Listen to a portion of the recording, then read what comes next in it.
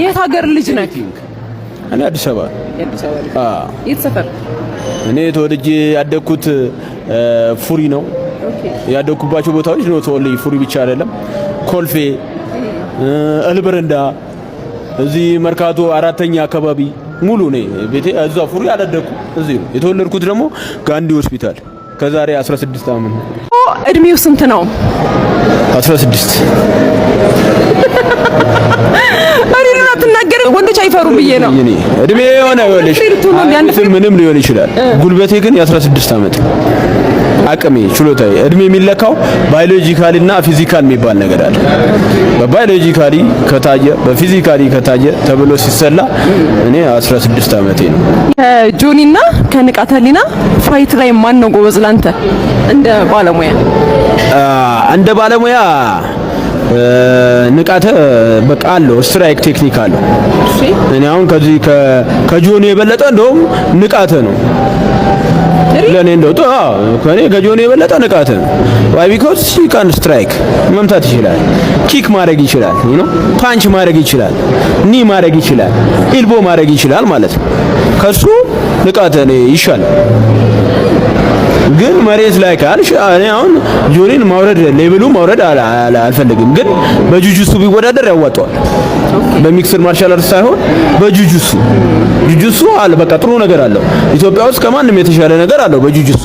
እኔ መካድ አልፈልግም ያንን ነገር።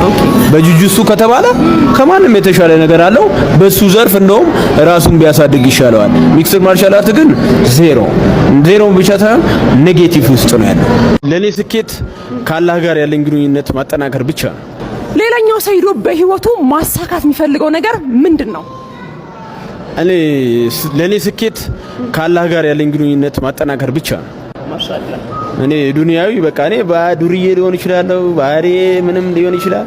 ለኔ ስኬት ብዬ ማስበው ከአላህ ጋር ያለኝ ግንኙነት ሲስተካከል ብቻ። ከዛ ውጭ ስኬት አለውም ዱንያ ስኬት አለውም። እኔ ያ ነው መልሴ። ከሰሞኑ ጆኒ አንድ ነገር ብሏል። የአስተሳሰብ ችግር አለበት አይክላውድ እንኳን የለውም ብሏልና ለዚህ ምላሽ ምንድነው? እሱ መቀመጫው ትልቅ ነው እንደሚታወቀው፣ የሚያስበው በመቀመጫው ስለሆነ ነው እንደዛ ያለው። እኔ አላልኩም፣ ጆ ሰምታል። በመቀመጫው ነው የሚያስበው። ለዛ አይኑን እያየ ካሜራውን እያየ ለጆኒ የምታስተላልፍለት መልእክት ምንድነው? ያው በቀሉ ብጠፊ አይሻልሽም? አገር ጥለሽ ጥፊ፣ ለእናትህ ብጠፋላት ይሻልሃል። እናትህን ትወዳለህ፣ እናትህን ትታዘዛለህ፣ ያለችን ትሰማለህ አይደል? ኮማ ውስጥ ከማስገባ እኔ ትንሽ መትቼ ኮማ ውስጥ አስገባለሁ። ኃይልም አልተጠቀምም እኮ ትንሽ ኃይል ከተጠቀምኩ እገልሃለሁ። ስለዚህ ትንሽ ተጠቅሜ ኮማ ውስጥ ስለማስገባ ሙሉ ሰውነት እንዳይሰራ ስለማደርገው፣ ስለዚህ ብጠፋ ይሻልሃል፣ ብጠፊ ይሻልሻል በቀሉዬ የኔ እንደዛ ነገር በቃ። ሌላኛው ጥያቄ ከሰሞኑ ወደ ታይላንድ ሄደ ነበርና ታይላንድ ሄድከው ጆኒን ለመቅጠም ትሬኒንግ ለማድረግ ነው ማለት? እዚህ ሀገር ያሉ ትሬን የሚያደርጉ ወይም ደግሞ አሰልጣኞች በቂ አልነበሩም? በምክንያት ነው። እኛ ታይላንድ ድረስ የሄድንበት ምክንያት ምን እንደሆነ ታውቂያለሽ? እኔ ለዚህ ሰውዬ እጄ ሁለት እግሬም ታስሬ ማሸነፍ እችላለሁ። ቀላል ነው። እዚህ በጣም በቃ ኢዚ እርግጠኛ ነህ? ወላሂ በጣም ኢዚ ፋይት ማለት ከዚህ ሰውዬ ጋር እኔ ያው የኢትዮጵያ ማርሻል ለማሳደግ ብዬ ነው ይሄ ፋይት የተቀበልኩት። ያው ህዝቡ ትኩረት ስለሰጠው ማለት ነው።